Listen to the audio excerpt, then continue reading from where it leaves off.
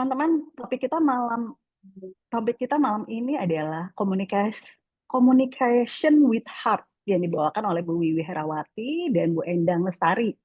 Nah, sebelum kita mulai, izinkan saya sebagai host untuk membacakan rundown acara dan peraturan untuk kelas malam ini.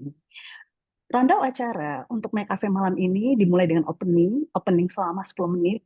Welcome participant oleh host itu sudah dianggap selesai. Dilanjutkan welcome dari Ketua PNSI. Hari ini diwakilkan oleh Wahyudi Akbar. Dan lalu saya akan menjelaskan tentang aturan dari kelas malam ini. Dilanjutkan dengan perkenalan oleh moderator dan kelas akan kita mulai selama 60 menit. Dua pembicara hari ini adalah Bu Wiwi dan Bu Endang. Dan moderator kita malam ini adalah Pak Edgar. Tanya jawab akan dilakukan setelah sesi pemaparan selama 15 menit. Jika dalam sesi pemaparan ingin bertanya, silahkan dituliskan di kolom chat dan akan dibacakan di akhir. Sebelum kita tutup, nanti akan ada foto bersama dan semua rangkaian acara malam ini akan direkam dan akan diupload ke website Neurosemantics Indonesia. Nah, sebelum kita mulai, izinkan saya sebagai host untuk membacakan House of Rules malam ini. Acara ini akan berlangsung selama 1,5 jam. Dengan pembagian 10 menit untuk perkenalan, 1 jam untuk pemaparan, dan 15 menit untuk sesi tanya-jawab. Peserta, saya berharap sekali bisa membuka video agar kita bisa tetap terinteraksi, walaupun ini hanya virtual. Dan mohon menonaktifkan audio agar narasumber bisa menjelaskan dengan baik tanpa terganggu oleh suara-suara dari luar. Jika ada pertanyaan, seperti saya katakan di awal, silakan simpan di kolom chat. Apabila pertanyaan banyak, nanti akan dipilih mana yang paling relevan oleh moderator. Akan ada foto di akhir sesi, acara ini direkam dan akan diupload di website. Apabila sinyal terputus, silahkan masuk kembali. Kita akan selalu standby di sini selama 1,5 jam ke depan. Dan yang terakhir, please nikmati kelas malam ini. Karena kelas ini pasti kita semua berharap dapat memberi dampak baik buat teman-teman semua. Nah, selanjutnya saya serahkan sesi malam ini kepada Pak Edgar. Silakan Pak Edgar. Oke, terima kasih Bu Rani untuk openingnya. Selamat malam untuk Bapak Ibu semuanya. Perkenalkan saya Edgar, malam hari ini yang akan jadi moderator untuk Make Cafe malam hari ini. Dan saya yakin kita semua semangat banget buat malam hari ini. Kenapa? Karena malam hari ini kita akan membahas mengenai komunikasi, ya. Tapi bukan komunikasi yang biasa, tapi communication with heart model. Nah, bagaimana ya? Bagaimana pengaruhnya terhadap pikiran kita, perasaan kita, meta program kita. Apalagi kalau sudah diracik, ini dimasukkan ke dalam konteksnya hubungan dengan orang terdekat kita, orang seperti pasangan kita, anak kita, atau bahkan rekan kerja kita. Nah, bisa dibayangkan ya nanti seru nih bakal malam hari ini. Nah, sebelum kita masuk, hari ini bakal dibawakan oleh narasumber adalah dua wanita yang luar biasa banget. Yang pertama adalah Ibu Wiwi Herawati. Ibu Wiwi Herawati Leonggosari. Beliau adalah neurosemantic trainer, juga meta coach, dan juga associate partner Mitra Garda Auto. Dan satu lagi malam hari juga akan dibawakan oleh Ibu Endang Lestari. Nah, sebentar, saya buka dulu ininya ya. Ibu Endang Lestari adalah neurosemantic trainer juga, kemudian juga seorang meta coach, dan beliau adalah HR experience leader for more than 25 years in MNC. Oke, tidak perlu panjang lebar lagi, saya yakin sudah nggak sabar. Mari kita sambut Bu Wiwi dan Bu Endang. Saya serahkan kepada Bu Wiwi dan Bu Endang. Oh, ada yang ketinggalan ya? Ada yang Saya ingetin sekali ketinggalan, lagi. saya lupa. Ya udah, gue langsung Pak masuk Edgar, aja ya. saya lupa. Betul, saya nggak ber- Oh, maaf. Oke. Ini supaya nggak lama-lama lagi, jadi kita ada sedikit formalitas teman-teman.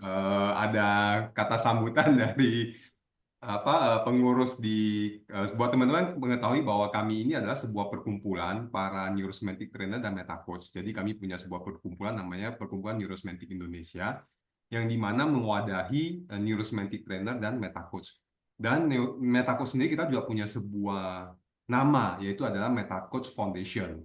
Nah, hari ini adalah acara dari MetaCoach Foundation yang direkturnya adalah Coach Irfan Irawanji. Nah, kebetulan beliau sedang berhalangan hadir, maka saya mewakili beliau untuk memberikan sedikit kata sambutan ya, karena ini kayak udah jadi sebuah apa ya, formalitas yang kita lakukan, jadi kita tetap pertahankan gitu. Jadi selamat datang teman-teman di acaranya kami, dan ini acara yang sudah sangat rutin kami lakukan setiap bulan, setiap bulan dari semenjak pandemi sampai hari ini masih konsisten kita kerjakan. Jadi sekali lagi juga thank you banget buat teman-teman program di MetaCoach Foundation yang terus mempertahankan kegiatan ini. Thank you banget buat Rani sama Edgar ya untuk acara malam hari ini terus digerakkan gitu.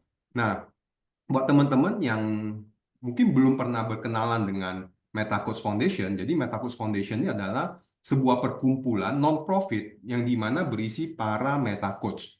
Yaitu MetaCoach itu apa? MetaCoach adalah para coach dengan aliran dari neurosemantik. Jadi kalau misalnya tanya lagi lebih detail, neurosemantik itu apa ya? Neurosemantik itu adalah sebuah keilmuan yang mempelajari tentang manusia, bagaimana dia bersikap, bagaimana dia melandasi ucapan dan perbuatannya, bagaimana dia juga berrelasi dengan orang lain, bagaimana dia mampu perform di dalam pekerjaannya dalam segala aktivitas yang dia lakukan. Nah, meta coach adalah para coach yang membantu atau memfasilitasi coachingnya atau kliennya untuk mencapai potensi terbaiknya mereka dan mencapai tujuan-tujuan hidupnya mereka. Tentu tidak sekedar mencapai tujuan, tapi bagaimana mencapai tujuan yang bermakna. Karena kita fokusnya adalah tidak hanya performance, tapi bagaimana have a meaningful performance. Jadi bagaimana punya performance yang bermakna. Karena kita tahu bahwa performance saja tidak akan sampai satu titik kita akan jenuh, tapi kalau kita mengetahui makna di balik performance-nya kita, maka kita akan sangat bahagia, sukarela, dan berenergi untuk melaksanakan atau mewujudkan performance-nya tersebut. Nah, untuk itulah tugas para metacoach. Di sini hadir banyak metacoach, dan cara ini kami lakukan adalah untuk berbagi, ya, untuk berbagi kepada teman-teman sehingga Anda makin mengetahui apa saja yang bagaimana para metacoach dan bagaimana keilmuan dari neurosemantik ini dapat membantu Anda di dalam kehidupannya Anda, di dalam pekerjaannya Anda, di dalam relasinya Anda. Dan malam hari ini topiknya itu adalah sesuatu yang tidak dapat lepas dari kehidupan kita sehari-hari. Siapa yang tidak pernah tidak berkomunikasi? Kita semua pasti berkomunikasi. Pertanyaannya adalah bagaimana cara kita berkomunikasi? Apakah kita komunikasi dengan baik atau komunikasinya sering ribut gitu? Nah, tentu kita tidak mau ya, kita maunya berrelasi dengan baik.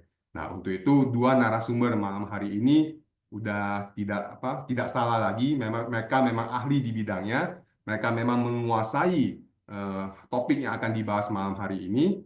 Ya, jadi semoga teman-teman menikmati dan mendapatkan manfaat dari acara di malam hari ini, dan juga jangan bosan, tiap bulan selalu ada. Jadi pastikan teman-teman selalu hadir di bulan-bulan berikutnya juga. Untuk itu aja yang dapat saya sampaikan. Thank you. Waktu dan tempat saya kembalikan ke Edgar.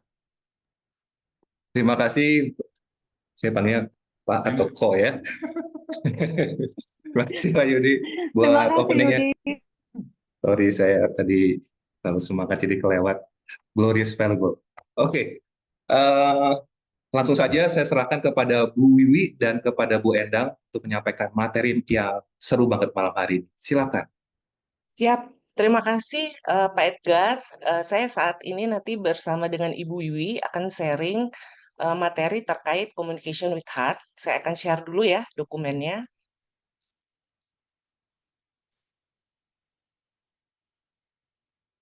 Udah bisa kelihatan ya?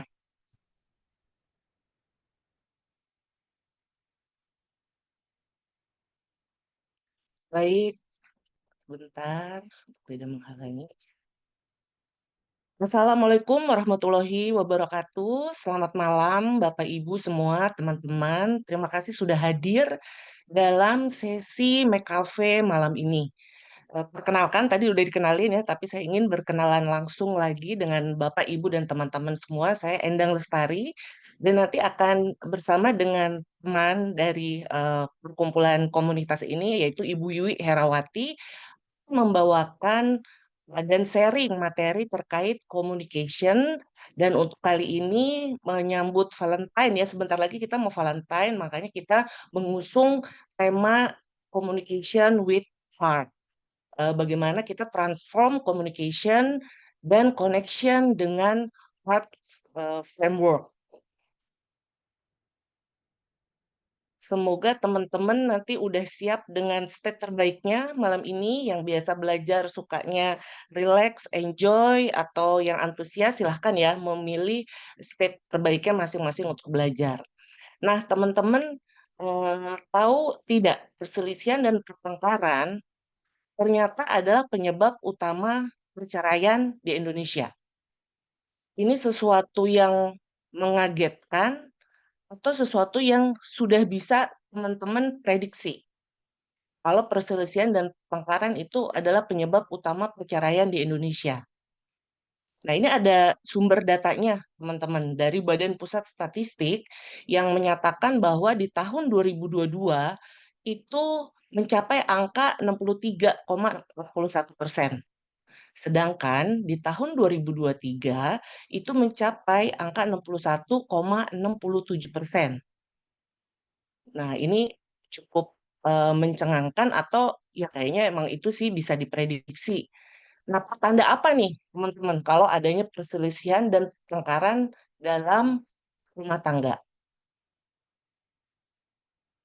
Nah, betul ya, teman-teman, adanya miskomunikasi atau salah paham antara pasangan suami istri. Saya ingin framing dulu di sini bahwa walaupun ini diangkat data dari sisi rumah tangga ya teman-teman, tapi tujuan dari sesi malam ini adalah bagaimana kita bisa berkomunikasi tidak hanya dengan orang terdekat kita, suami, istri, tapi juga dengan anak-anak, dengan orang di sekitar kita, di kantor, di rumah lingkungan yang lebih besar, dengan keluarga. Ya, jadi komunikasi tadi seperti yang disampaikan oleh Pak Yudi adalah sesuatu yang nggak bisa lepas dari kehidupan kita. Nah, oleh karena itu yang paling penting di sini adalah kita belajar tentang menyadari bagaimana kita saat ini berkomunikasi dengan orang-orang di sekitar kita. Nah, kalau teman-teman boleh share nggak di chat, penyebab miskomunikasi itu biasanya apa, teman-teman? Boleh dibacain nggak, Pak Edgar? Udah ada yang jawab belum? Atau menurut Pak Edgar atau Bu Wiwi atau siapapun teman-teman boleh, penyebab miskomunikasi itu biasanya apa sih? Bisa jadi belum lama ini atau udah beberapa waktu lalu punya salah paham ya, pernah salah paham dengan orang. Apa penyebabnya?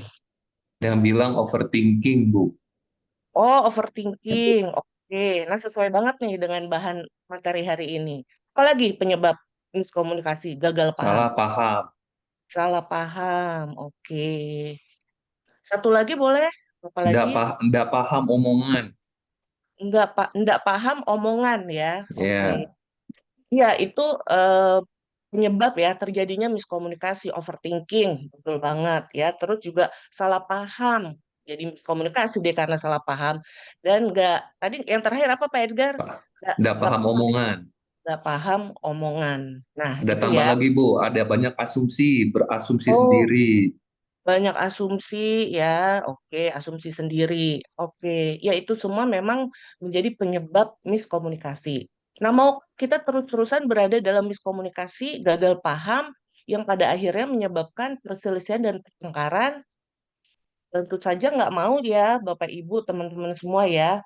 Kita tentu saja maunya yang punya komunikasi yang bisa membangun koneksi atau keterhubungan dengan orang lain, ya terutama dengan orang-orang yang memang sangat lekat dalam keseharian dengan kita. Nah, di sesi malam ini kita akan membawa teman-teman untuk sama-sama mem- belajar gitu ya tentang komunikasi dengan heart framework. Jadi heart itu nanti apa? Itu nanti kita bisa sama-sama pelajari. Nah, sebelumnya ini saya keluar dulu. Oke, jadi di sini nanti kita memang bawa komunikasi ini pakai framework HEART, ya, tapi kita akan tambahkan di sini dari keilmuan yang memang ada dalam komunitas kita, yaitu neurosemantik dan McCafe ini, ya, apa meta coach, ya. Jadi dari framework HEART ini nanti yang akan disoroti adalah lebih ke arah bagaimana membangun state, apa itu meta state, dan juga apa itu meta program, dan juga kita akan membahas sedikit terkait gender insight. Jadi ini bedanya perempuan dan laki-laki dalam berkomunikasi.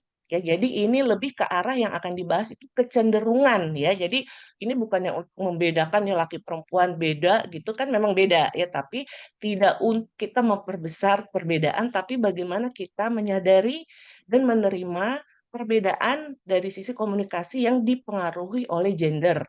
Karena itu ada memang kecenderungan-kecenderungannya, dan bagaimana dengan kita mampu menyadari, kita bisa juga menerima perbedaannya, dan akhirnya kita bisa punya pemahaman, kita mampu memahami diri kita dan juga orang lain. Seperti itu. Nah, selanjutnya akan dibahas lebih lanjut itu oleh Bu Wiwi terkait communication model. Baiklah, terima kasih Bu Enda. Sebentar, aku share lagi. Halo teman-teman, saya Wiwi Herawati. Untuk bisa mendapatkan komunikasi yang akhirnya bisa berkoneksi, saya akan minta teman-teman supaya bisa mendapatkan manfaat, bisa buka kamera, dan juga respons ya teman-teman. Kalau kita minta untuk menjawab, bisa di chat, tolong diketik gitu ya. Jadi kita hidup bisa merasakan dapat aura positif dari kelas ini.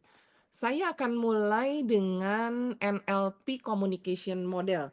NLP singkatannya dari Neuro Linguistic Programming. Saya mulai dari neuro. Neuro ini artinya, saya singkat saja, sistem saraf yang melakukan pemetaan terhadap stimulus yang ada di luar. Jadi kita misalnya melihat sesuatu, mencium sesuatu, ataupun mendengar sesuatu, kita pemetaan di sistem saraf kita, namun belum berbentuk linguistik. Jadi dia baru merekam lewat panca indera kita. Itu yang ada pada neuro. Lalu teman-teman coba ya kita lihat di diagram tersebut, V-nya panca indera kita adalah visual, melihat. Jadi ada yang punya kecenderungan visualnya lebih kuat. Ada juga yang mendengar, auditorinya lebih kuat. Ada yang kinestetiknya lebih kuat, dia perlu menyentuh, meraba, ya, merasa. Ada yang olfaktorinya, penciumannya kuat. Ada juga yang pengecapannya. Jadi kalau mengecap makanan di restoran, dia udah tahu nih, terdiri dari bahan A, B, C, D gitu ya. Nah, teman-teman coba ya kita sama-sama berlatih. Teman-teman boleh ambil nafas, buang nafas, duduk dengan nyaman di tempat masing-masing. Boleh buka mata atau mau tutup mata, terserah. Tapi coba bayangkan apa yang akan saya bacakan berikut ini. Saat Anda merasakan kaki Anda melangkah di atas hamparan dedaunan yang ada pada sebuah taman yang luas, Anda dapat mendengar gemerisik daun-daun kering, dan sambil Anda menikmati bunyi daun kering itu, Anda menunduk ke bawah dan memperhatikan warna daun-daun tua yang sudah menguning. Oke, teman-teman bisa dapat apa yang teman-teman rasakan? Lebih ke mana? Coba boleh diketik di chat, apakah yang teringat sampai sekarang daunnya, atau saat melihat ke bawah tadi menunduk, ataukah bunyi gemerisik atau apa? Silakan, boleh diketik di chat. Ada yang mendapatkan sesuatu? Ada, Pak Edgar? Masih Atau menunggu. oh, Oh, ada yang bilang daun-daun dan gemericik. Oke, daun-daun yang berisik ya, bisa dibayangkan ya daun-daun kering ya. Baiklah. Ada lagi? Rumput dan daun, Ibu Prihatini Hendri. Warna daun. Kemudian warna daun, Ibu Asia. Hijau. Iya. Ini ada Pak. Kemudian Pak Jakawi, angin berhembus dan daun-daun berserakan, daun kering. Oke, terima kasih teman-teman. Saya lanjut dulu. Kalau tadi neuro, sekarang saya masuk ke linguistik. Nah, tadi kan masuk tuh ke dalam panca indera kita ya, kita tangkap lewat visual, auditory, kinestetik, olfaktori, dan gustatori. Selanjutnya, di dalam diri kita itu melakukan simbol-simbol. Ya, oh ini. Nah, itulah timbulnya bahasa. Jadi, secara simbolis dari panca indera tadi kita tangkap, lalu timbul menjadi bahasa. Sedangkan P-nya atau programming adalah program yang menghasilkan strategi untuk kita bisa berfungsi nih sebagai manusia, menjadi manusia yang terampil, manusia yang punya kemampuan, manusia yang punya kebiasaan, itu karena ada program di dalam diri manusia. Nah, NLP Communication Model ini, dia membahas seperti ini. Kalau kita lihat ke gambarnya lagi, di depan laki-laki atau perempuan ya, nggak jelas ya teman-teman. Pokoknya ada manusia, lalu di depannya ini ada suatu stimulus, ada suatu bentuk rangsangan lah gitu ya. Entah yang bisa dilihat, entah dia bisa pegang, entah dia cium, lalu masuk melalui panca inderanya. Di dalam diri kita, di dalam otak kita, itu ada filter, teman-teman. Nah, di filter ini terjadilah ada 3 hal, teman-teman. Yang pertama, delation. Jadi bisa terjadi kita mendelete sesuatu yang kita udah tahu. Misalnya, bagi teman-teman yang ada di daerah, ini teman-teman dari daerah mana ya? Ada nggak ya yang dari Jawa Tengah? Misalnya Jogja, Solo, ada? Kalau misalnya teman-teman dari daerah Jogja atau Solo, lewat di sebuah restoran yang wanginya bau gudeg gitu ya, itu udah tahu, langsung nge-delete aja, oh biasalah gudeg gitu ya. Nah, itu yang dimaksud dengan delusion. Kadang-kadang juga misalkan kalau orang tua kita ya, bicara yang sama berulang-ulang, kita suka delete. Udah ngerti itu mama ngapain sih ngomong itu lagi, kita lagi delete gitu. Lalu yang kedua, gangguan yang kedua adalah distortion. Distorsi ini banyak ya pada manusia, teman-teman. Yang saya akan beri contoh cara berpikir kekanak-kanakan. Jadi kalau anak-anak itu misalnya mau beli mainan, kalau nggak dikasih kan dia nangis-nangis. Karena cara berpikirnya hitam putih. Kalau nggak mainan, ya saya nangis. Bahkan saya pernah punya teman dulu mengajar, itu mengajar musik, itu anaknya nggak mau kuliah, Pak Edgar. Gara-gara nggak dibeliin mobil. Gawat kan? Itu masih berpikirnya hitam putih, padahal sudah SMA mau perguruan tinggi dan benar-benar dia akhirnya nggak kuliah. Ya, itu distorsi, terjadi distorsi. Atau ada juga distorsi model lain, mind reading. Jadi misalnya Bu Endang lagi diam aja, langsung saya judgement. Oh, nih pasti Bu Endang lagi kesel nih, ya nggak tahu kesel sama siapa gitu. Padahal bukan karena itu. Bisa jadi Bu Endang sedang khawatir, tapi bukan kesel. Ya, jadi distorsi itu sangat mengganggu juga. Kemudian yang ketiga adalah generalisasi, yaitu menyamaratakan. Yang sering timbul katanya seperti selalu, pasti, semuanya, itu generalisasi. Contohnya apa yang suka ada nih generalisasi, Mbak Endang? Contohnya ya, suka, kamu tuh selalu begitu deh, telat gitu. Padahal telatnya nggak selalu ya, kadang sih kan nggak telat gitu. Oke, kadang-kadang Udah. kita teman-teman yang mau menulis, ada lagi generalisasi lain yang sering didengar di dalam kehidupan kita? Misal contoh, semua laki-laki buaya gitu ya. Padahal kan ada juga yang nggak buaya ya Pak Edgar ya. Ada juga yang apakah semuanya buaya Pak Edgar? Nah, ada juga yang kadal, cicak ya, Bu. Ada yang cicak Dah tuh. ya. Jadi itu namanya generalisasi atau perempuan semua perempuan pasti cerewet gitu ya. Itu juga generalisasi. Nah, ini 3 hal di dalam NLP communication model. Lalu apa yang terjadi? What if? Oke, kalau ini 1 orang menerima rangsang. Kalau 2 orang nih sedang berbicara, teman-teman, bisa dibayangkan yang satu nge-delete baris pertama, yang satu nge-delete baris ketiga, lalu terjadi distorsi. Ini benar-benar nggak nyambung loh, bisa terjadi. Seperti yang tadi Bu Endang di awal bilang, itulah mulanya terjadi Ganti nama. Nah, siapa yang mau gantiin nama?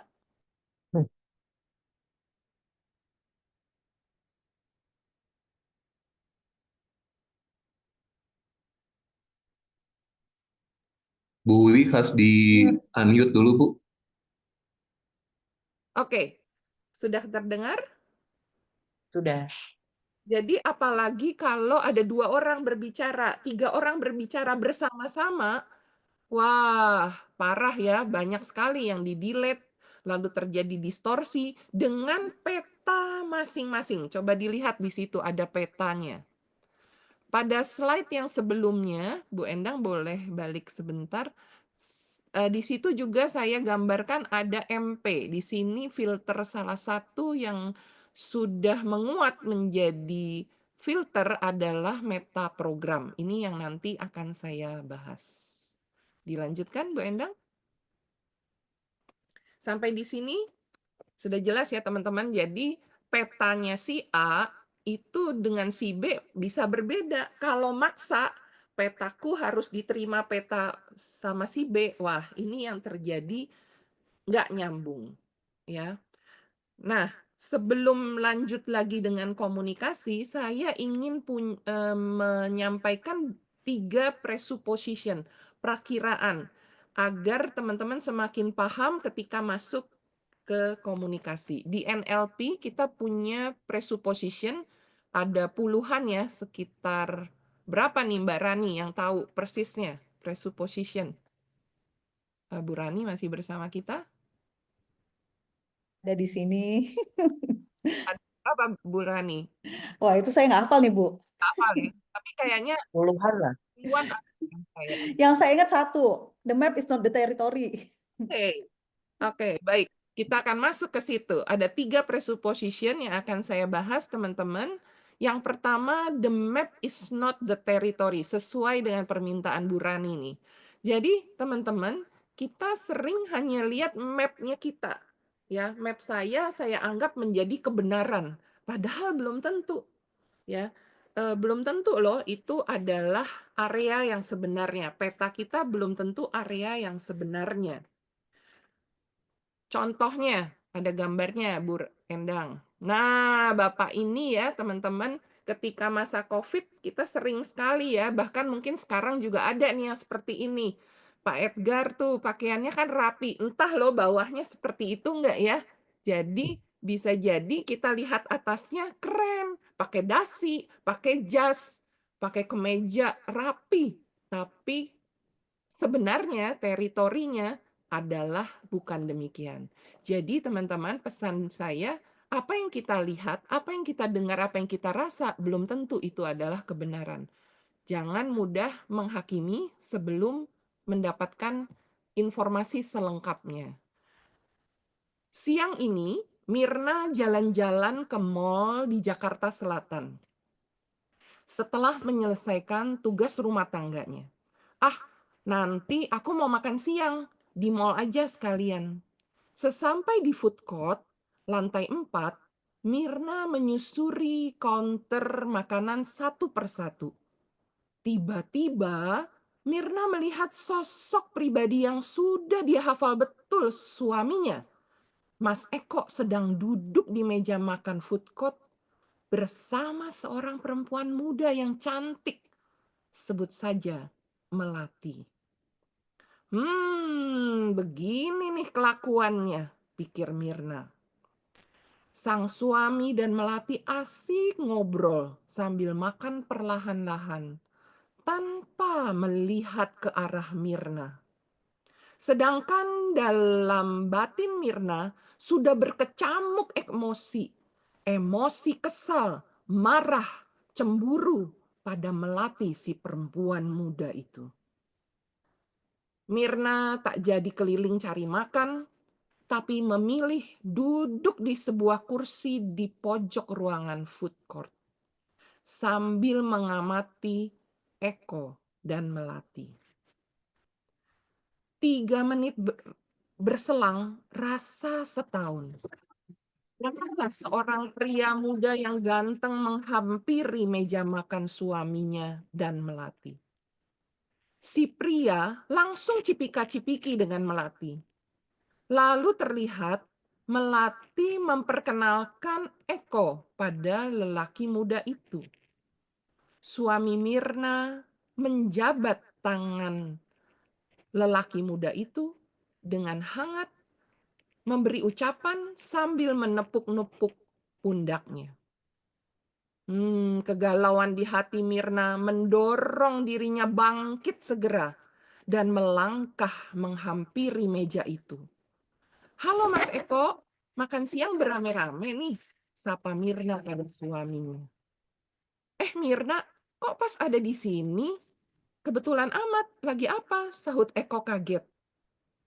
"Nah, kebetulan yuk kenalan dengan adik sepupuku Rini yang sebenarnya tinggal di Malang, namun baru pindah ke Jakarta mengikuti tugas suaminya, Fajar.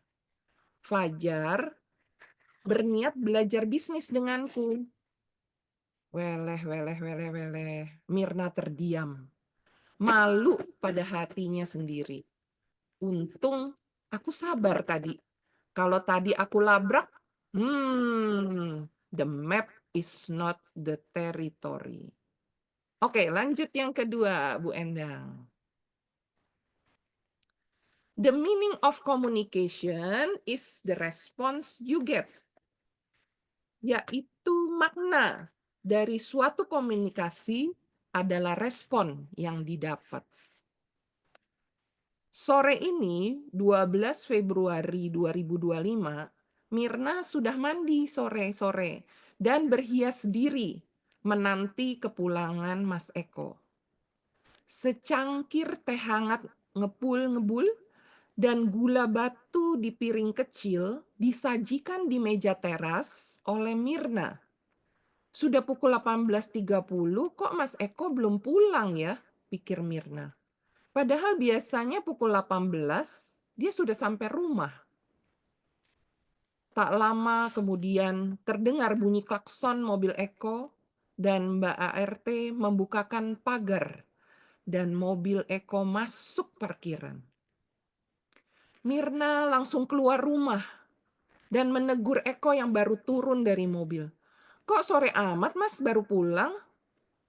Itu kubuatkan teh hangat sampai dingin deh," sambil menunjuk secangkir teh di meja teras. Eko sama sekali tidak menoleh ke cangkir teh. Hanya masuk ke dalam rumah, meletakkan tas kerjanya, buka sepatu, ganti sandal, langsung keluar lagi untuk melihat mobilnya. Aduh, Mirna menegur lagi dengan nada memaksa. "Minum bentar tehnya kenapa? Tidak menghargai aku ya?" Eko menyaut juga dengan keras dari arah mobil.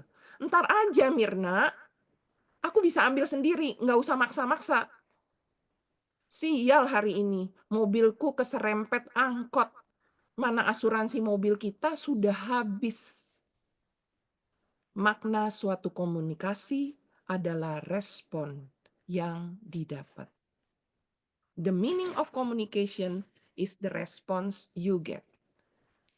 Yang ketiga, Bu Endang. Resistance indicates the lack of rapport. Penolakan menandakan kurangnya pendekatan. Di bulan Desember, suatu pagi di bulan Desember 2024, Eko menerima telepon di HP-nya. Selamat pagi Pak Eko, perkenalkan saya Susi, si milik Kitty, dari asuransi mobil Garda Auto. Maaf tanya, mobil Pak Eko mereknya apa? Apa sudah diasuransikan Pak? Belum Mbak, sudah habis, memang kenapa? Wah kebetulan Pak Eko, di Garda Auto sedang ada promo, beli asuransi mobil, dapat voucher belanja. Ah nanti dulu aja Mbak, Desember sedang banyak pengeluaran. Ayo Pak Eko, kesempatan baik nih, mobil Pak Eko aman, hati pun nyaman. Ah enggak Mbak, lain kali aja. Klik. Tut. Resistance indicates the lack of rapport. Penolakan menandakan kurangnya pendekatan. Teman-teman, itu tadi adalah 3 presupposition di dalam NLP yang saya ambil yang bisa menjelaskan hubungannya di dalam komunikasi. Nah, selanjutnya Bu Endang akan menjelaskan lebih mendalam tentang tools yang lain. Silakan Bu Endang. Terima kasih Bu Wiwi. Tadi sudah Bu Wiwi sampaikan ya, memaparkan terkait 3 presuposisi dan juga communication model. Nah, kita lanjut untuk sharing terkait tools di neurosemantik yang sangat bermanfaat dipakai ketika kita berkomunikasi, yaitu metastate, metaprogram, dan gender insight. Nah, apa itu metastate? Sebelum saya membahas tentang metastate, kita bahas dulu tentang apa itu state. State itu adalah keadaan pikiran, perasaan, dan juga emosi kita. Jadi mind, body, emotion, keadaannya. Nah, kalau boleh Bapak Ibu, teman-teman rasakan pikiran dan rasakan perasaannya saat ini, apa nih yang lagi dirasakan ketika mengikuti sesi kita hari ini, malam ini. Itu untuk menyadari apa state yang saya sedang rasakan. Oh, jadi ada yang mungkin merasakan curious ya, pengen tahu lagi gitu tentang apa itu ya communication tadi with heart, pengen tahu lebih jauh lagi, itu state curious. Bisa jadi juga karena curious jadi antusias nih mengikutinya. Ada yang udah santai sambil santai, jadi belajarnya yang tipe santai, tidak apa-apa. Nah, penting banget bagi kita untuk kita menyadari apa state yang sedang kita sadari. Karena ini akan kesadaran kita. Nah, itu state, teman-teman. Ada juga di atas state itu adalah metastate. Bukan di atas ya, tapi metastate itu adalah respon kita. Tadi kalau state itu kan keadaan diri, pikiran, perasaan, mind, body, emotion kita. Apa sih yang keadaannya saat ini? Apa yang saya pikirkan, apa yang saya rasakan, itu didasari atas stimulus yang ada tadi di luar diri kita, yang kita tangkap dari fakok kita ya, visual dan tadi yang udah disampaikan oleh Bu Wiwi. Nah, metastate ini adalah respon. Respon kita terhadap ya tadi pikiran dan perasaan. Jadi respon terhadap apa yang udah kita rasakan, apa yang udah kita pikirkan, nah itu menjadi satu spiral nanti yang bisa nanti dinamakan itu adalah bisa juga overthinking. Nah, ini untuk menentukan apakah kita bisa bereact atau kita merespon sesuatu itu secara impulsif, atau kita merespon sesuatu dengan jelas dan dengan pedulian. Nah, penting untuk menyadari metastate ini karena ini untuk bisa kita meregulate, memanage emosi kita dan nantinya akan menjadi dasar untuk komunikasi yang lebih jelas dan lebih punya tujuan ya, yang punya makna tadi kalau Ko Yudi sampaikan. Nah, ini contohnya teman-teman. Jadi di bawah itu state itu ada 3 macam. Pertama adalah primary state. Primary state itu adalah respon awal ketika stimulus ada. Ya tadi contohnya tadi Bu Wiwi contohnya banyak ya. Aku ambil yang pulang kantor telat tadi ya Bu Wiwi dan istri udah Mirnanya udah nyiapin teh ya, ternyata telat jadinya udah dingin. Maksa dah si Mirnanya ini untuk pokoknya minum gitu kan, nanti keburu dingin kan, nanti harus bikin lagi. Nah, primary state-nya Mirna ini di pertama kan marah ya, maksudnya kok pulang langsung masuk kamar, keluar lagi. Ini kok nggak diminum sih, air tehnya udah disiapin. Katanya nggak menghargai ya, karena merasa tidak dihargai jadi marah dan kesal gitu. Nah, pokoknya emang lagi pusing karena mobilnya tadi ada masalah dan asuransinya ternyata juga belum diperpanjang. Nah, ini ya penting banget juga yang punya asuransi untuk perpanjang kali ya Bu Wiwi ya supaya bisa menghilangkan konflik-konflik yang bisa di-manage gitu ya. Nah, Wah, kembali lagi ke Mirna ya, kembali ke Mirna tadi udah jadi marah kan, tadi sempat jadi tegang kan, dia marah, minumnya nggak di tehnya nggak diminum, terus jadi maksa. Mas Eko-nya juga ya lebih marah lagi, orang lagi stres dia, mobilnya ini nggak diasuransi, terus harus bawa ke bengkel gimana gitu kan. Jadi ada konflik dari situ, ada cekcok. Nah, udah jadi misah deh nih si Mirna. Biasa kalau kita suami istri kan kalau lagi tegang ya udahlah sendiri-sendiri dulu gitu ya.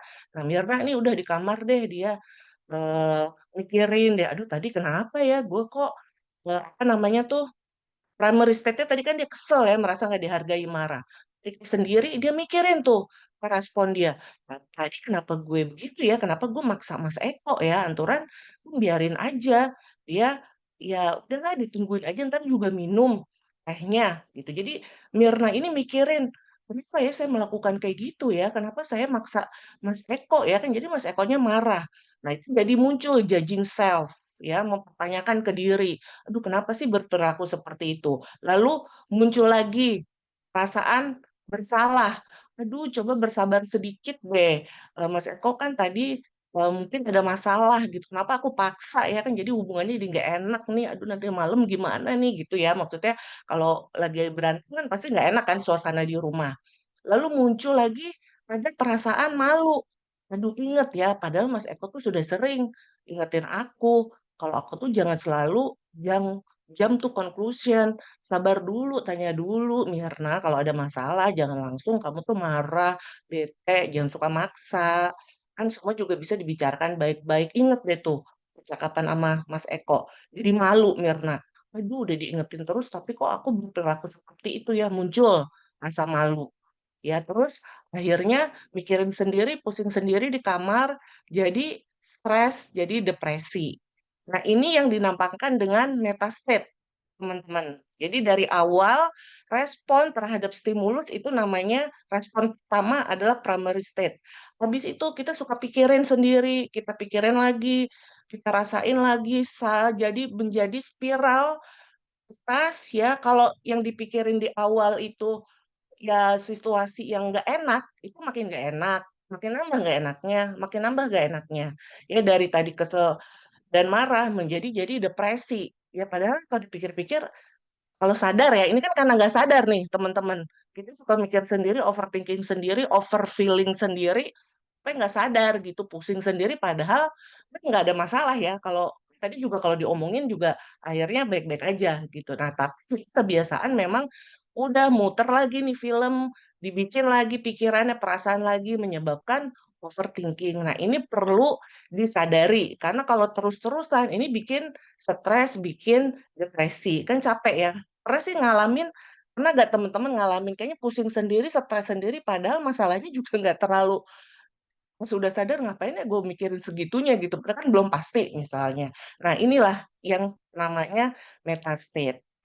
Dan yang ketiga itu ketika metastate ini udah menjadi satu, menjadi satu ya rasanya, itu namanya adalah gestalt. Gestalt itu adalah gabungan state-state yang sudah jadi satu dan punya satu rasa yang lebih besar lagi.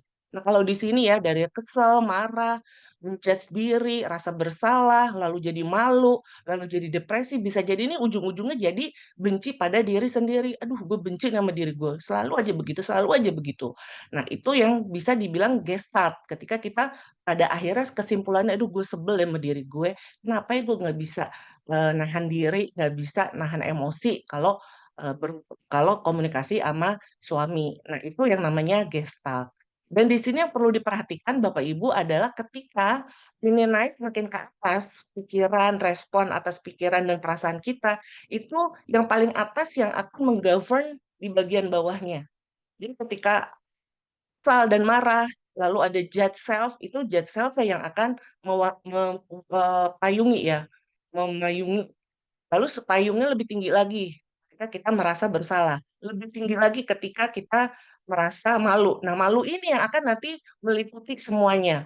Depresi yang paling tinggi lagi akan meliputi semuanya. Jadi itulah yang perlu kita sadari dan perlu kita waspadai. Jadi ketika kita dalam state, kita selalu dalam state ya, Bapak Ibu. Kita nggak mungkin nggak dalam state, karena kita selalu pasti ada rasa, ada pikir. Karena otak kita tuh dalam kesehariannya berpikir 60.000 sampai 80.000 pikiran yang ada. Ya, jadi makanya kita kadang overthinking, overfeeling gitu karena itu kita menciptakan sendiri pikiran-pikiran secara tidak sadar. Makanya perlu kita menyadari dan mengambil kendali atas pikiran dan perasaan kita, bukan kita yang dikendalikan oleh state kita. Ya, karena is state, siapa yang mengendalikan adalah diri kita sendiri, kayak gitu. Nah, ini penting kita mengetahui bagaimana kita memproses dari state menjadi metastate dan menjadi gestalt. Kalau tadi negatif, terus-terusan jadi negatif, tentu saja akan mempengaruhi komunikasi. Kalau udah negatif, negatif ya ujungnya jadi super negatif ya. Nah, kita kan perlu menciptakan state yang lebih memberdayakan kita. Nah, itu kita bisa ganti pikiran, perasaan kita ganti menjadi yang lebih berguna, yang lebih memberdayakan, yang lebih baik dipakai di situasi tersebut. Nah, ketika tadi Mirna kesel, marah sama suami nggak minum teh, kalau dirubah state-nya, oke, menahan diri, mengendalikan diri, bersabar, melihat dulu, observe dulu, oh Mas Eko pulang, mukanya kok tegang, langsung masuk kamar, terus kok keluar lagi. Ya kita boleh ya sambil ngikutin ini di belakang, "Ih, Mas Eko kenapa ya kok pulang masuk ke rumah keluar lagi gitu kan sambil di luar kan kalau kita ngelihat sama-sama lihat mobilnya, ya Allah, oh mobilnya itu apa Mas lagi apa kena apa masalah gitu kan. Nah, itu kalau kita menahan diri kan kita bisa observe dan kita bisa menahan diri sehingga kita dapat merespon situasi itu dengan lebih positif lagi, seperti itu. Nah, kaitannya dengan metaprogram, metastate ini teman-teman tadi ya ketika kita udah terbiasa berpikir dan juga merasa seperti itu, lama-lama menjadi program, jadi pola. Dan itulah yang akan menjadi metaprogram. Ya, jadi metaprogram itu adalah metastate yang udah jadi kebiasaan yang sudah menguat, mengental, yang kita udah nggak bisa lagi menguasai ya secara sadar gitu. Jadi ini secara nggak sadar dialah yang menjadi drive diri kita ketika kita respon terhadap situasi di luar diri kita. Nah, metaprogram adalah filter pikiran kognitif yang dipakai untuk memproses informasi melalui tadi panca indera, melalui fakok. Nah, filter ini yang akan bantu kita untuk bagaimana mengkomunikasikan, bagaimana kita meng-translate atau mentafsirkan komunikasi dan itu yang akan membantu kita untuk melakukan komunikasi dan berperilaku yang kita lakukan. Nah, ini penting karena dengan memahami metaprogram orang lain dan diri kita ya, kalau berdasarkan pengalaman saya tuh kita baru bisa memahami metaprogram orang ketika kita udah paham metaprogram saya sendiri gitu. Kalau kita belum tahu ya bagaimana kita bisa mengenal orang ya. Karena kan kunci untuk mengenal orang lain adalah mengenal diri kita sendiri. Nah, dengan kita paham diri kita dan kita paham orang lain terutama metaprogram dan dalam step tadi itu akan sangat membantu kita menavigasi bagaimana kita komunikasi pihak lain itu untuk kita bisa mampu memahami mereka. Nah, selanjutnya Bu Wiwi akan sharing lebih detail lagi terkait metaprogram. Silakan Bu Wiwi. Siap, Bu Endang. Teman-teman masih bersama saya, boleh kasih emoticon jempol-jempol kalau masih di Zoom ini kan bisa ada ya reaksi. Masih on the track belum teman-teman? Oke, Masih masih on the state atau tidak? dan Bu Endang nggak ngomong sendirian ya, masih ada Ah, teman-teman lain nih, gimana? Masih bersama kami? Pak Hertanto, selamat datang. Ibu Diah, selamat datang. Bu Susi, selamat datang. Bu Ratna, selamat datang. Ada Mbak Asti, selamat datang. Terima kasih. Tadi saya juga lihat ada Mbak Ari. Terima kasih. Kalau McCafe 2025 ini siapa ya? Kalau boleh diganti ya nama sendiri aja. Jadi kita bisa saling kenal. Nah, teman-teman, untuk meta program seperti tadi sudah disampaikan Bu Endang, meta program itu nanti karena dia sudah menjadi kebiasaan, sudah solid, itu bisa nampak di dalam behavior, di dalam kelakuan kita, cara berpikir, cara berperilaku, berbicara ya. Dan teman-teman yang perlu diamati juga sebetulnya meta program itu bisa kontekstual. Jadi tergantung pada saat apa dia begitu. Misalnya orang yang detail di dalam pekerjaannya sebagai seorang accounting, dia detail. Tetapi bisa jadi ketika dia memilih makanan di warung, di warteg atau di restoran, dia cepet aja, oke aku makannya udah ini aja deh, nasi goreng yang biasa aja. Jadi dia tidak detail tanya, ini nasi gorengnya, nasi goreng gila, ada isinya apa, dia barangkali nggak begitu. Jadi per konteks ya, per saat apa gitu ya. Dan yang kedua di meta program kita sadari juga sifatnya kontinum. Jadi ada tingkatannya. Ada yang kadarnya misalnya detailnya masih sedikit, tapi dia sangat global ya. Jadi ada tingkatannya, ada kontinumnya. Kemudian yang ketiga, kalau seseorang bisa fleksibel, dia tidak selalu kaku di kutubnya, tidak di sini saja atau di sana saja, maka nanti dalam komunikasi dia akan menjadi lebih cair, dia mudah nyambung kemana-mana. Ya, ini yang saya ingin garis bawahi teman-teman bisa memahami. Selanjutnya, saya akan memberikan 6 meta program. Dimulai dengan global, jadi kalau orang yang meta programnya cenderung ya teman-teman, pada kehidupannya cenderung dia global, dia melihatnya dari atas, seperti helikopter view. Jadi dia melihat secara menyeluruh saja. Berbeda dengan yang detail.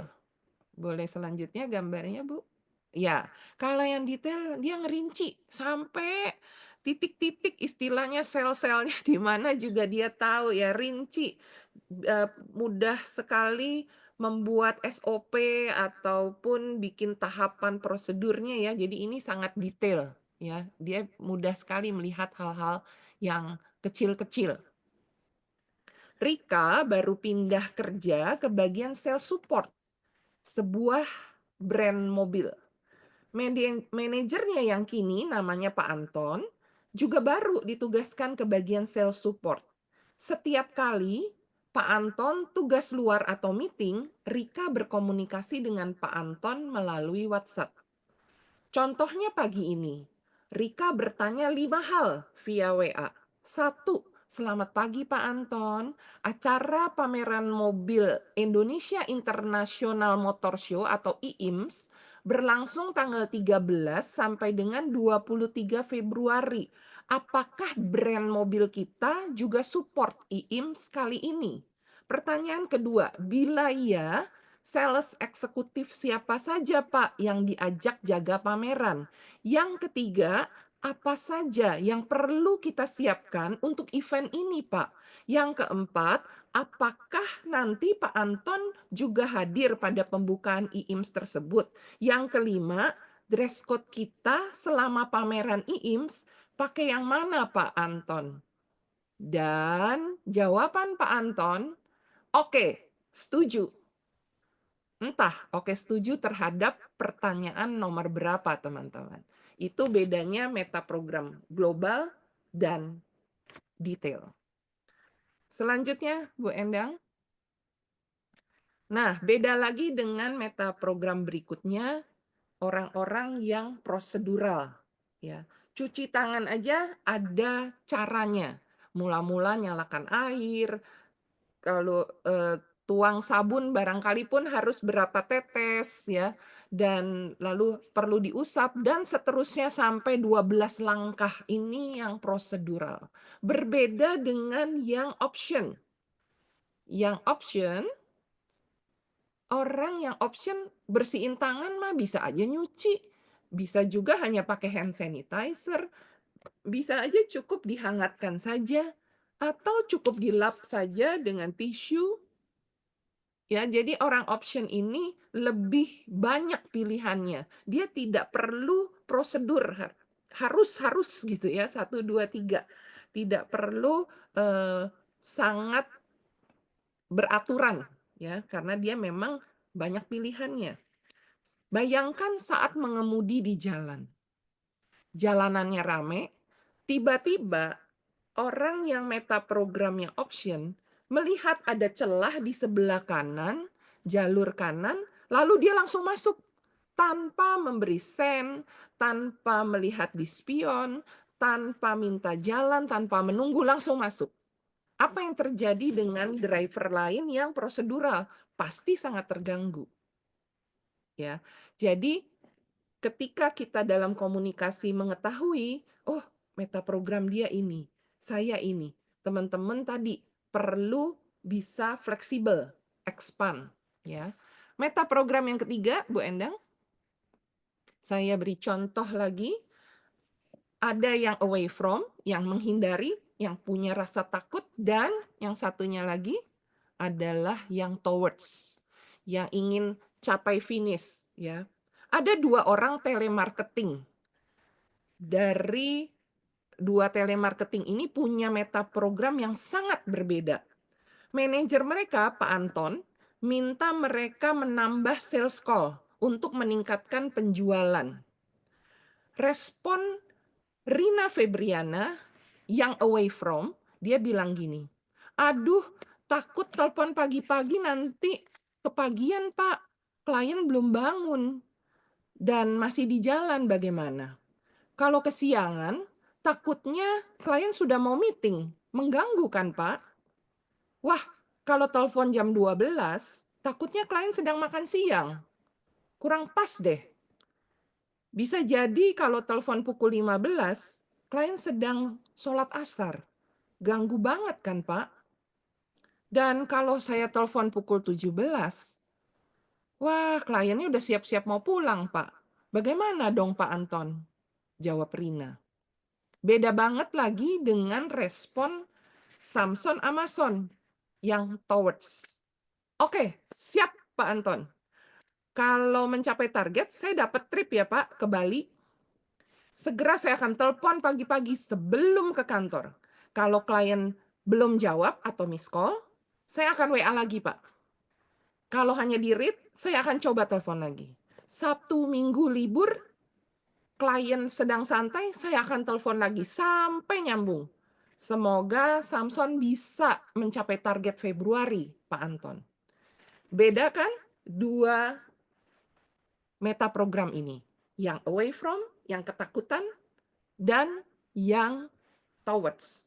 Nah, teman-teman, meta program Anda dari 6 yang saya bacakan, yang mana? Boleh tulis di chat. Ayo, ingin tahu meta program teman-teman yang mana.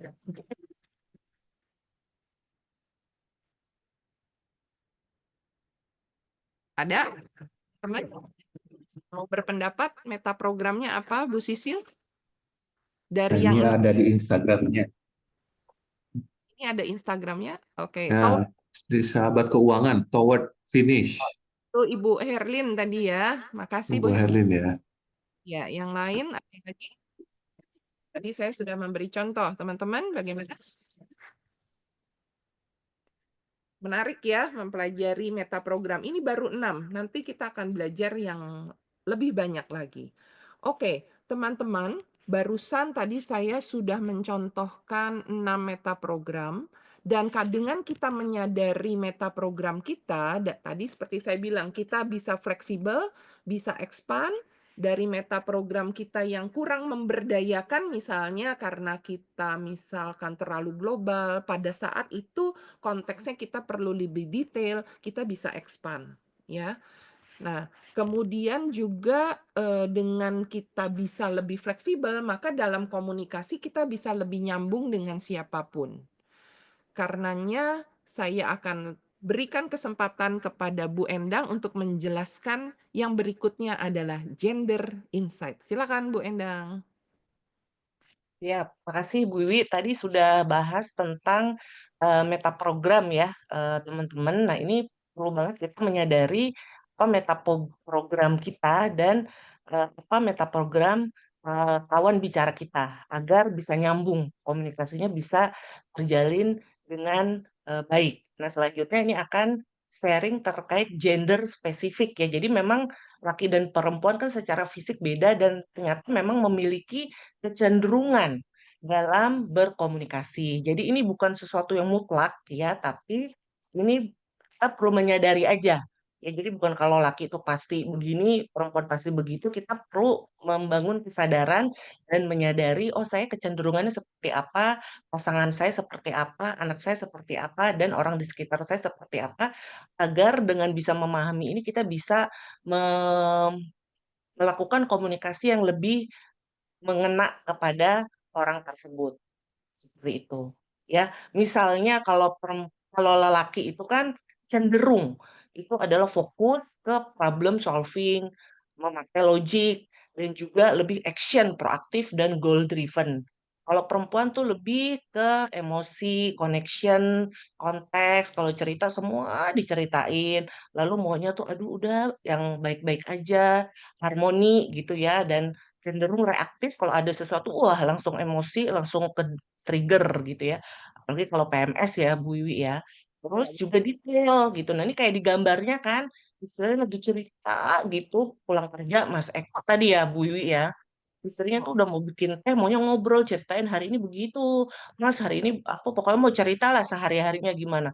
Duh suaminya udah lagi ada masalah diceritain mah pusing ya. Jadi dia tutup kuping. Tapi kalau kayak begini terus kan akhirnya hubungannya jadi renggang, jadi jauh. Padahal kan sebagai suami istri, ataupun ketika kita berkomunikasi dengan orang lain, kita perlu memahami, saling memahami gitu. Istri juga ketika lihat kondisi suaminya sedang apa apa namanya, menyadari gitu, oh lagi tegang nih, lagi marah, ya bersabar, menahan diri gitu. Nah, suaminya juga sama.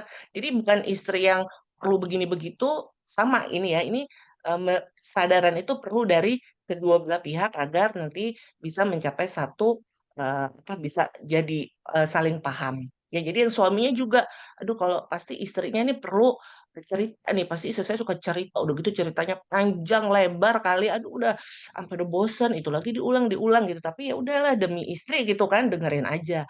Karena memang berdasarkan riset wanita itu perlu mengeluarkan kata-kata lebih banyak dari pria. Nah, pria itu kalau kerja itu mungkin kata-katanya ya, kata-katanya udah habis di kantor, pas di rumah udah tinggal loyonya. Padahal istrinya masih mau cerita gitu. Nah, itu perlu perlu kesadaran juga, perlu membangun state juga tadi ketika ngobrol sama istri, perlu pakai state apa nih supaya terjalinlah komunikasi yang saling memahami kayak gitu ya. Ini penting untuk kita bisa memahami cenderungan supaya kita bisa saling tadi paham, tidak ada miskom dan ini menjadi jembatan ya untuk menjembatani dari satu orang ke orang lain yang memiliki komunikasi stylenya yang berbeda. Nah, ini contoh juga gender spesifik ya.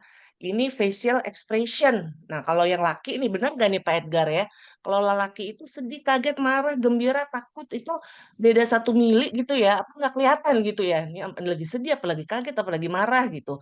Kalau yang perempuan, wah sedih kelihatan sedih, terkejut, apalagi marah udah jelas-jelas lah kelihatan. Gembira juga kelihatan, takut juga seperti itu ya. Jadi ini beda ekspresi gitu. Kadang sebagai istri kayaknya ngomong sama saya kayak nggak ada tanggapan gitu ya. Jadi gemes gitu nih kita udah kayak main drama Korea gitu, tapi kok tanggapannya begitu doang. Tadi kayak Bu Wiwi ya tadi oke doang. Kita udah ngomong panjang lebar, dijawab opa gitu.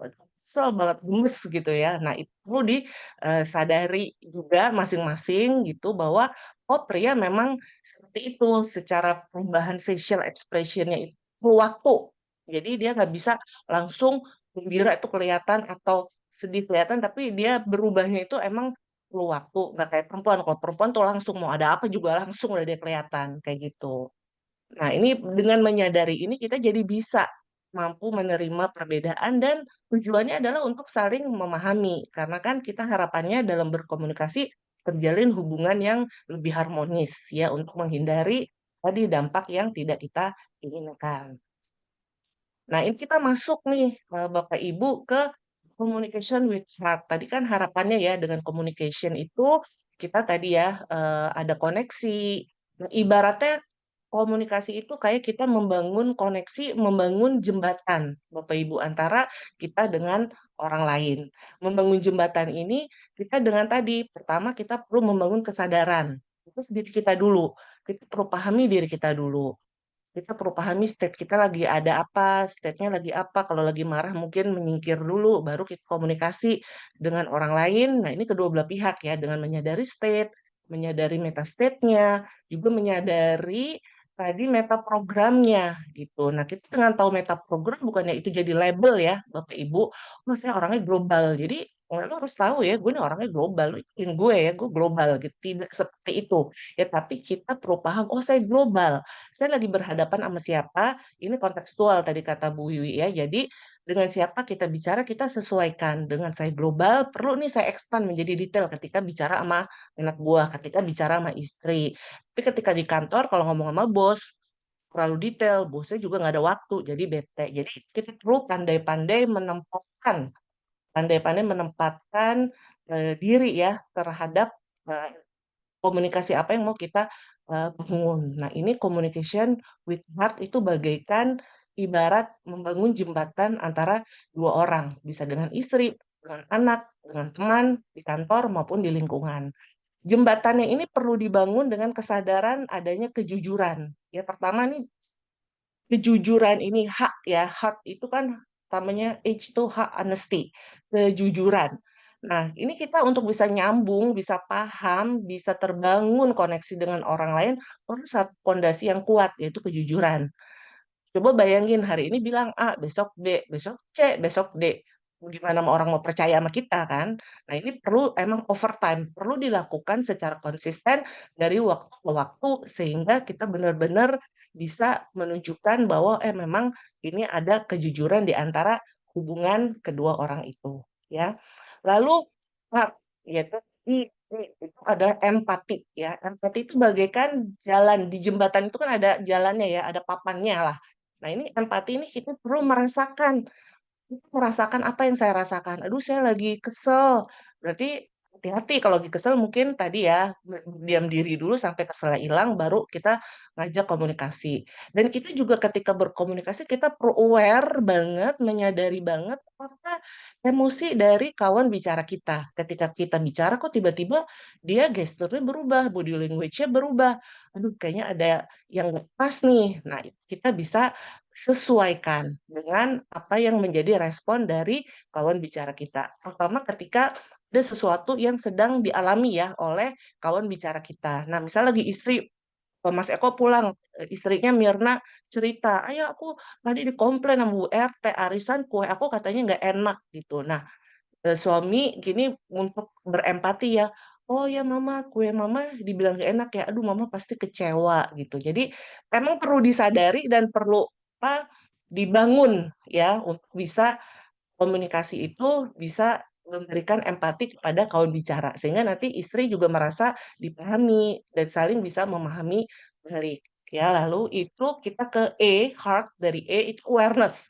Nah, awareness ini sangat penting Pak Ibu. Dengan awareness ini kita punya kesadaran. Kita bicara, saya sadar nih, ini seperti kita di jembatan itu pegang relnya ya. Jadi kalau kita oleng kan kita nggak sadar kita jatuh, kita pegangan gitu. Oh, saya lagi kondisinya seperti apa, pikiran saya lagi apa, perasaan saya seperti apa, dan saya juga aware terhadap apa yang ada di lingkungan, terutama yang menjadi kawan bicara kita. Ya, R-nya itu adalah reframe. Nah, reframe ini adalah mengganti makna. Nah, tadi seperti Mirna ya, ketika suaminya pulang, Mas Eko pulang langsung marah, masuk keluar lagi. Tadinya marah, maksa minum teh, tapi saya nih biasa deh kalau pulang langsung maunya nggak mau ditanya gitu, maunya sendiri gitu. Nah, itu frame-frame kalau yang tidak berdaya, yang bikin hati gitu, sebaiknya diganti aja, diganti dengan makna yang lebih memberdayakan. Misalnya, oh, ayah pulang lagi capek, oh udah nggak apa-apa. Mungkin perlu waktu tadi di jalanan macet, biarin aja, kasih waktu dulu. Nah, dengan reframe ini akan sangat membantu kita membuat diri kita lebih berdaya ya, bisa mengelola emosi dengan kita memahami cara kita untuk mengganti makna dari tadi stimulus yang hadir ke diri kita ya. T-nya yang terakhir adalah trust. Trust ini adalah yang benar-benar nanti hasil dari semua ini ya, honesty, empathy, awareness, dan reframe akan membentuk trust. Bila dilakukan over time ya, secara konsisten, akan ada trust di antara kedua orang ini ya, dengan dibangunnya tadi jembatannya jadinya udah nyampe lah jembatannya, hati ke hatinya udah saling trust ya. Karena trust ini kalau udah jadi itu udah saling paham, jembatannya ibaratnya udah kuat, mau ada halangan apapun dari pihak luar, itu insya Allah kita percaya bahwa pasangan kita punya positive intention. Karena kita udah ada trust ya di antara keduanya. Kalau udah ada trust itu, whatever happen nih behaviornya kayak gimana, kita bisa lihat good intention, niat baiknya dari perilaku istri atau suami kita itu ada niat baiknya. Karena udah ada trust-nya. Seperti itu. Ya. Jadi harapannya adalah hubungan kita dengan orang lain sama dengan orang yang terdekat ya di rumah itu dengan istri, suami, dengan anak dan juga dengan siapapun itu membangun komunikasi yang sampai ke trust level, sampai terbangun koneksi di antara kita dengan bisa menghubungkan hati ya dari hati yang paling dalam hubungannya udah sampai ke trust sehingga ini bisa menguatkan hubungan dan bisa menjadi benteng terhadap godaan ataupun tantangan yang ada menghampiri ke kehidupan kita. Ini ada quote dari Nelson Mandela ya, if you talk to a man in a language he understand, that goes to his head. If you talk to him in his language, that goes to his heart. Jadi kalau kita bicara sama orang berdasarkan logika, nanti adu logika yang ada argumen. Tapi ketika kita bicara dengan metaprogramnya, dengan memahami metaprogramnya, dengan memahami state-nya apa, lalu juga dengan memahami map-nya apa, mental word-nya apa, itu insya Allah akan bisa menyentuh ke hati dan bisa terjalin komunikasi yang sampai ke hati yang berujung pada trust tadi dan muncul tadi koneksi di antara mereka. Nah, lanjut Bu Wiwi mau share terkait ini sesi berikutnya. Teman-teman, di akhir sesi karena juga waktu yang akan memisahkan kita, kami berdua mengundang teman-teman untuk hadir lagi di webinar kami. Kami akan membuat webinar berdua namun berbayar tapi pasti terjangkau, yaitu nanti kami akan sharing 5 bahasa kasih, 5 love languages, dan juga gender insight akan dibahas lebih lanjut, ada fisiologi, psikologi, seksual, karir, dan masa depan. Lanjut Bu Endang. Ya, ini acaranya dicatat tanggal 27 Februari hari Kamis pukul 19.30 sampai dengan 21.30. Nanti yang berminat bisa japri ke Bu Endang di 0818704515 atau ke saya Wiwi Herawati di 0812 10 11 0988. Ada 5 jembatan dalam kehidupan ini. Jembatan terpendek adalah putus asa. Jembatan terpanjang adalah pengharapan. Jembatan terkuat adalah iman. Dan jembatan termahal adalah pengorbanan.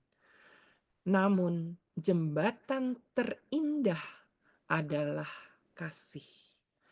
Terima kasih teman-teman yang sudah hadir pada malam hari ini. Mohon maaf bila kami ada salah ucap. Saya Wiwi Herawati dan rekan saya Saya Endang Lestari. izin pamit. Terima kasih. Wow, luar biasa, tepuk tangan buat Bu Wiwi sama Bu Endang. Wah, malam hari ini kita belajar banyak banget ya dari soal communication with heart ini, baik dari model heart itu sendiri, kemudian tadi ada NLP Communication Model, kemudian ada juga soal meta state dan juga meta program. Nah, saya yakin ini kita dapat sekali banyak manfaat dari sesi malam hari ini, dan saat ini kita akan masuk ke dalam sesi Q&A. Nah, ini tadi saya sudah sempat mencatat dari pertanyaan. Yang pertama dari Ibu Megi. Nah, ini mohon dibahas ya Ibu Wiwi dan Bu Endang. Pertanyaannya adalah, apakah meta program develop hanya dari pengalaman atau ada unsur bawaan? Nah, silakan Bu.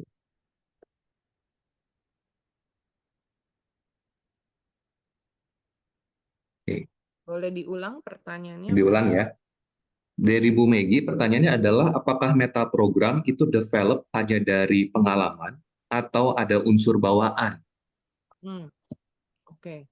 Bu Endang mau jawab?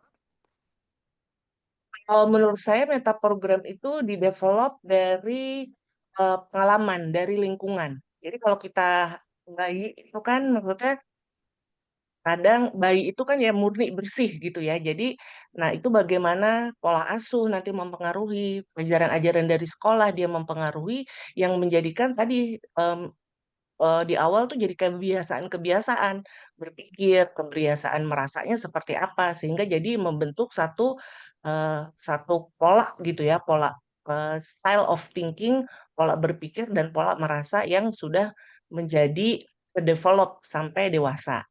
Dan ini bisa tadi di-expand ya Bu Yui ya, meta program ini bisa di-expand. Jadi itu ada penelitiannya dari siapa namanya itu ya, tapi itu mengatakan bahwa itu bisa di-expand asal kita mau dan kita sadar, seperti itu. Bisa jadi memang pada saat proses expand-nya eee, itu adalah apa namanya, pada saat kita tadi apa namanya, meta program itu adalah ketika kita tadi, itu ya dari lingkungan gitu. Dan kalau kita sadar, kita mau merubah karena ini kan bukan tipologi dan ini juga bukan satu kayak label gitu asal kita mau dan kita menyadari itu bisa merubah. Tinggal memang mungkin expand-nya tuh nggak bisa yang langsung gitu, tapi bisa dengan, bertahap, dengan pelan-pelan, seperti itu. Jadi itu bisa dari hasil kalau dari genetik juga ada poinnya, tapi kalau dari genetik pun bisa jadi itu kalau kita emang mau berubah ya, itu insya Allah sih bisa kalau menurut saya. Memang tapi mungkin, apa, perlu usaha yang amat sangat gitu ya kalau emang itu udah bawaan gitu. Tapi, eee, meta program itu ada yang terbentuk dari meta state menurut saya. Jadi kan itu kebiasaan, jadi itu bisa kalau memang mau dan kita sadari dan kita berupaya dan dengan latihan. Dan ada beberapa pengalaman hidup yang memang jadi merubah secara drastis meta program ini. Misalnya ada satu traumatic event, ya itu akhirnya dia membuat dia sadar dan dia tidak memakai lagi meta program itu, gitu. Jadi memang bisa dari nurture, bisa dari nature, tapi menurut saya lebih banyak dipengaruhi oleh nurture-nya dan apapun itu kalau kita mau, kita dengan kesadaran kita bisa, berubah, gitu ya. Nah ini ada yang menjawab dari sebelumnya mungkin ya, ada 15% memang itu mungkin ada data-data seperti itu, tapi kalau saya sendiri saya yakin apapun itu, mau dari genetik ataupun mau dari mana, asalkan kitanya mau mengizinkan diri berupaya, ya menyadari lah gitu, bahwa itu nanti kita bisa karena kan program apa juga kadang kita juga ada banyak listnya ya Bu Wiwi ya, ada ratusan kan meta program itu, dan kita kan juga kadang, meta program saya yang mana ya, gitu kan, kita kadang itu sangat kontekstual masalahnya. Kadang dengan A, saya global, dengan B, saya detail, dengan A, saya away from, pada saat situasi apa, itu seperti apa, gitu. Iya. Dan teman-teman, Ini meta pendapat saya ya, maksudnya itu yang saya yakini, seperti itu Bu. ya, saya nambahin aja, meta program itu tidak ada yang salah benar ya teman-teman. Jadi bukannya kalau orang global dia salah gitu, yang benar orang detail, enggak juga gitu. Namun kita tadi perlu menyadari kita di dalam konteks ini kita lagi butuh yang mana. Nah, itu kita akses gitu.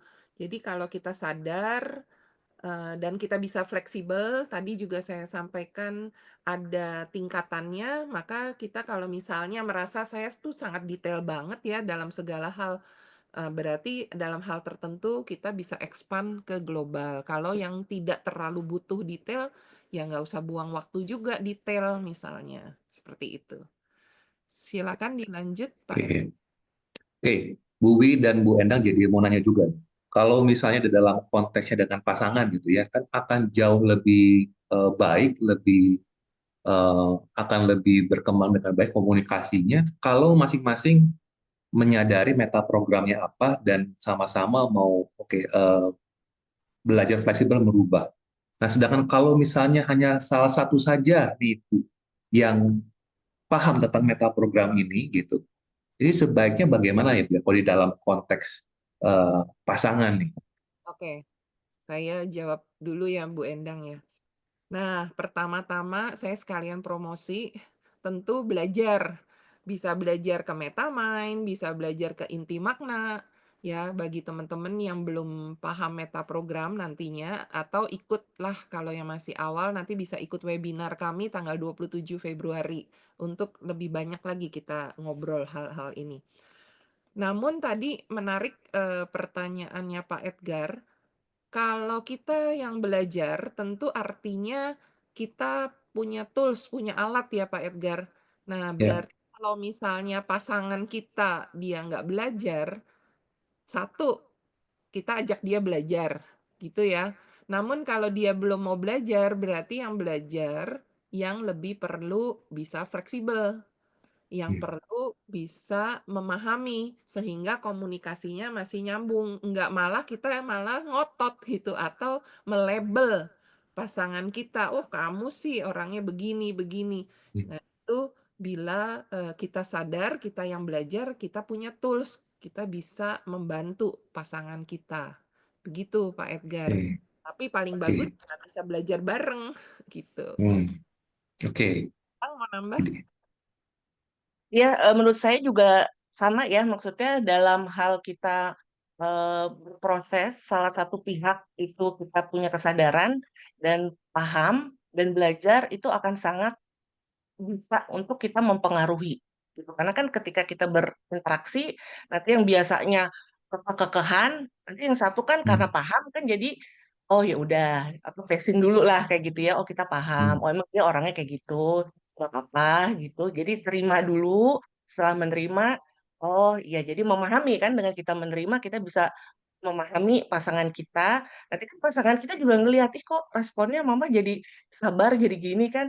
Nanti bisa jadi gitu ya. Maksudnya kalau oke, apa ke depannya gitu kalau secara konsisten mama belajar di mana mah kok jadi berubah gitu tadinya kayaknya langsung ke trigger kalau ada apa kok jadi sekarang jadi sabar ya belajar di mana. Nah, itu bisa seperti itu. Jadi memang pelan-pelan itu bisa merubah karena salah satu pihak aja itu nanti di jembatan tadi tuh Pak Edgar.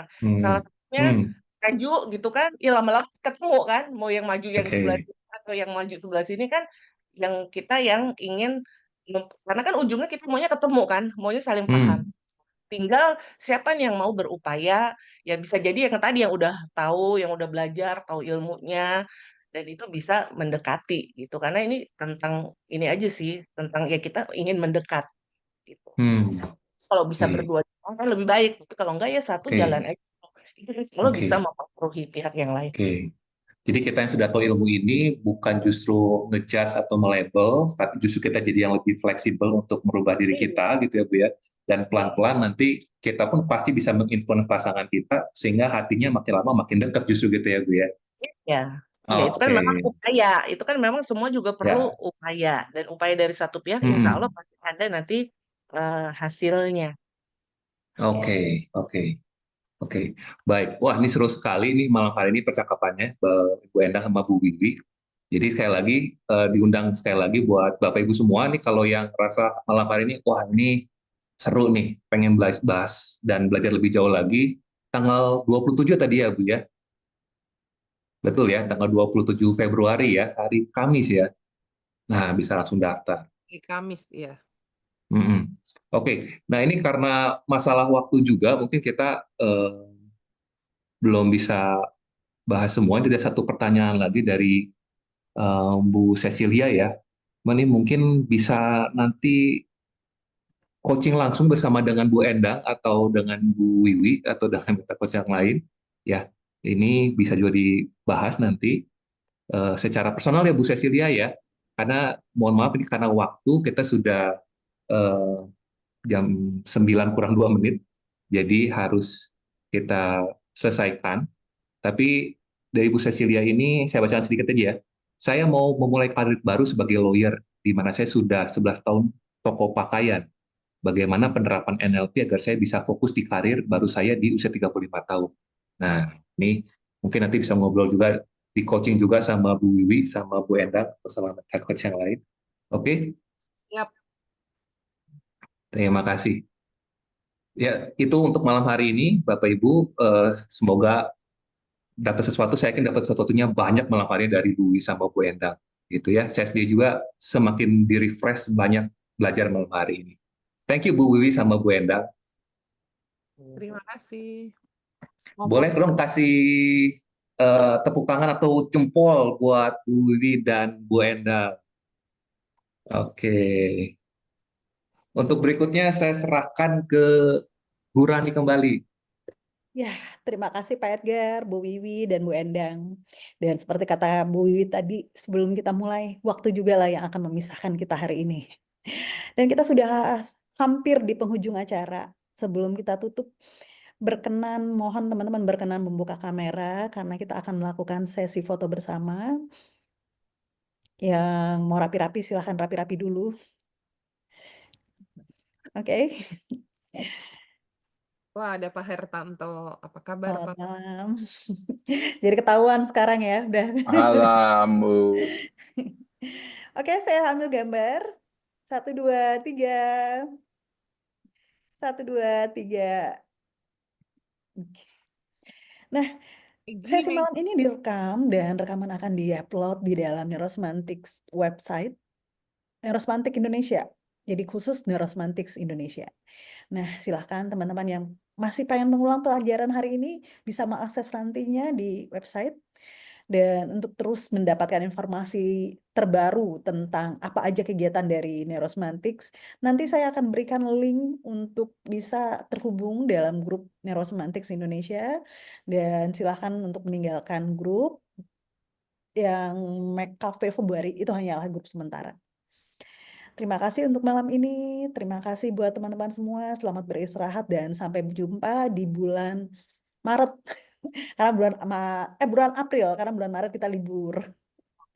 Oke, terima kasih. Selamat malam. Malam. malam semuanya. Bu Maggie, Bu Malam. Asia.